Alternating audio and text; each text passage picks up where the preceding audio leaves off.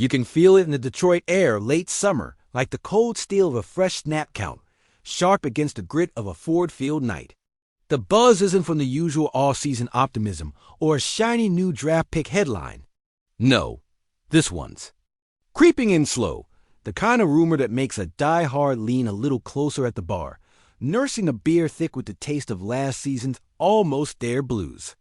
You know the feeling like when you sit through another Campbell speech. Eyes half closed, heart half hoping, but every play feels like deja vu.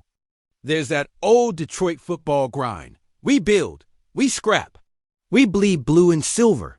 We remember the heartache of losing Calvin Spark on that Sunday, the sting of Barry's final season fading away, and the raw nightmare of that last playoff push slipping through our fingers like the snow melting on Woodward. We're here for the long haul, patience etched into our bones. But every now and then, something shifts under your feet.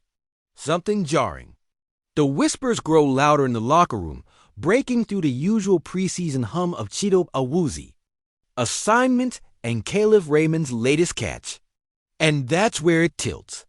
Picture the scene midway through the second quarter, under the glaring stadium lights, the kind of heat where even the cold beer starts to sweat in your hand. The Lions offense sputters, and a signal caller's day starts to crumble faster than a Detroit rust bucket on its last ride. 2 fumbles, 38 passing yards. In steps the backup, almost as if the coaches are ready to mute the preseason highlight reel before the final whistle. The experiment? A hard pivot, an unmistakable turn in narrative. Now, before we put the pieces on the table, let's lean into the Detroit grit that carries this fan base through the worst and into some damn good football days. The kind of pride that makes every trade rumor feel like a playoff-worthy event. Lansing to Woodward, East Side to West Side, we debate and wonder what a move like this means for the soul of our squad. Because here's the real tailgate talk. Never just about who's on the roster. It's about what they represent. About fights won in muddy trenches. About toughness not measured by passing yards, but by will and heart. And if you're burning through this, like the Detroit July heat, you know our city doesn't settle for anything less than commitment. That means each snap, each tackle, each decision feels like a promise to a city that's thirsty for respect on the NFL map. So here right now, as the preseason winds down and the shadows stretch longer over the practice fields, something major is in motion. And boom, there it is.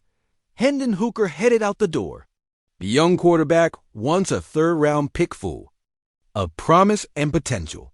Now reportedly on his way to the New Orleans Saints in exchange for a defensive lineman who's pretty much been lurking in the wings. Christian Boyd. This isn't just a whim or a casual cut loose. It's a sharp tactical chess move with real implications. Hooker's struggles have been well documented. Fumbles, underwhelming passing numbers, and a backup quarterback stepping in and looking sharper with every snap. You start to ask yourself, how long does Detroit invest in a guy who just can't seem to find his groove? The Saints, with their QB carousel spinning wild after Derek Carr's sudden retirement, might be willing to take the gamble on Hooker, hoping he could at least hold backup duties or practice squad reps. Meanwhile, the Lions snagged Christian Boyd, a second-year nose tackle with a low draft pedigree but high Detroit interest. Remember, this is a guy the Lions had out for visits and attended his pro day, scouting him well before the 2024 draft. The Saints gave him a 6th-round shot, but their line is deep with recent signings like Davin Gotchel and the rookie Omari Thomas pushing him to the bubble. Here's why that matters. McNeil, Wingo, and Onwuzurike are all expected to miss substantial time on the interior D-line. Boyd isn't a guaranteed starter, but in this unit, he gets a chance to carve out snaps rotting in the trenches instead of fading on an uncertain Saints bench. This move isn't just about players switching jerseys. It's a reflection of how Dan Campbell and Ben Johnson want to shape this squad. Campbell's run-heavy mindset, built on relentless tough football, demands a stout inside run defense to control the line of scrimmage.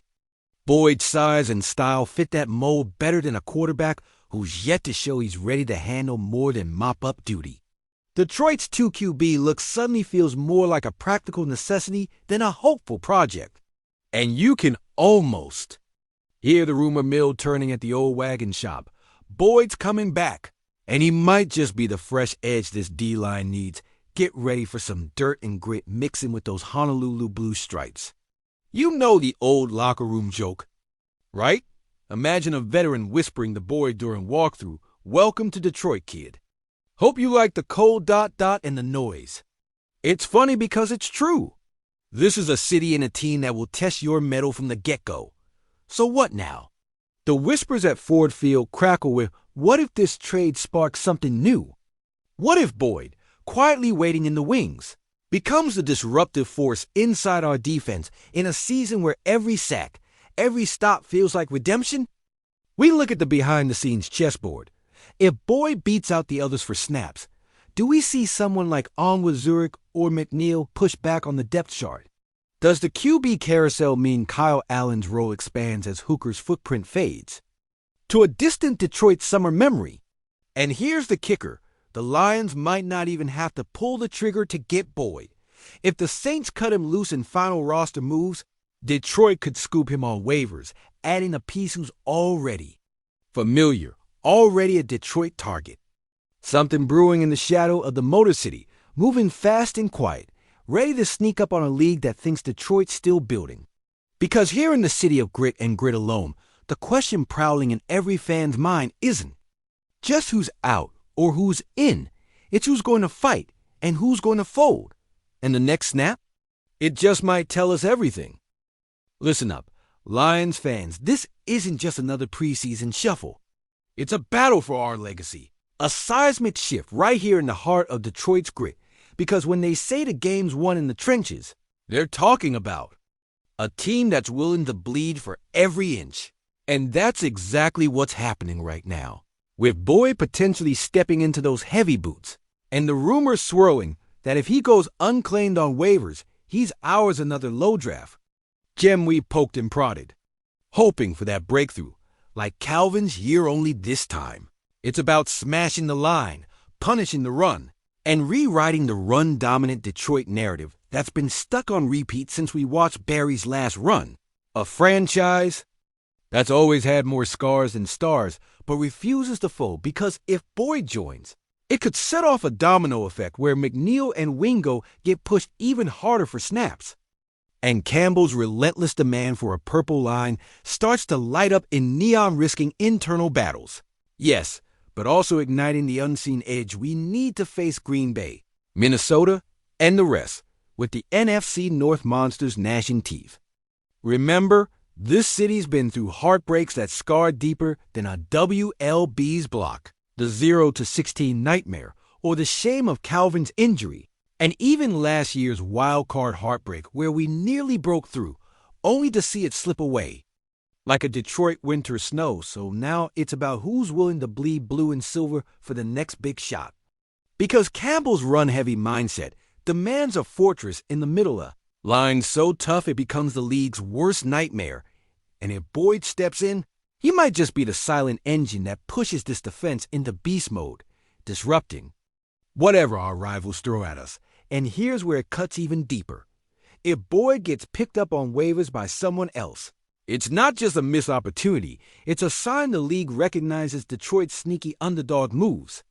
And that stings because this city has always thrived on grit, from the 4 days to endless winters of rebuilding. So, are we about to see Detroit strike first, or are we destined to watch him slip through our fingers while the NFC North's hungry teams sharpen their claws, waiting for us to stumble?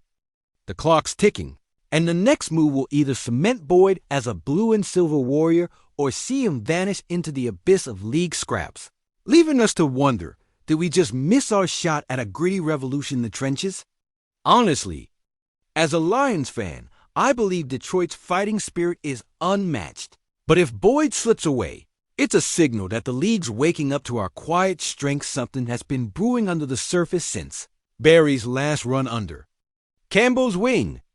And this season could finally be the year we crack the code, as long as we keep our eye on the prize, So let's see who claims that last spot, because the story isn't over yet, and I, for one, think this move might be the spark that ignites our breakthrough. But the question remains, who's willing to risk it all for the red and blue future we believe in? Remember, this city's never been about just surviving. It's about fighting every snap, every yard, every game. We're built for moments like this. And if Boyd gets that call, Detroit's revolution might just be beginning. So buckle up, because the next move, it'll tell us if we're heading into a season of grit or regret.